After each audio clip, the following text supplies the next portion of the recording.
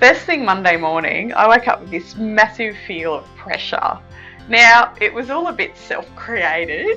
Okay, it's always self-created with me.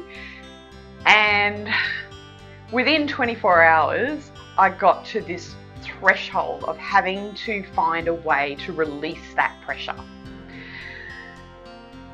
I did something really, really simple. I don't know why I didn't do it on Monday, but I did it yesterday. I sat down for 5 minutes and just stopped. And all these little things that I was trying to work out and manage in my head, and I couldn't have come up with any solutions, and everything was feeling really hard, and how was I going to make it happen, and all of that was going on inside my head. When I sat for 5 minutes, I suddenly could find different solutions. And they were the simplest solutions ever.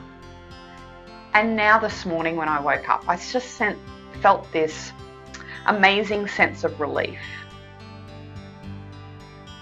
And I wanted to share that because often we have this self-created pressure, but just remember that if you're feeling that sense of pressure, you can also create a sense of relief within yourself. Just take that 5 minutes.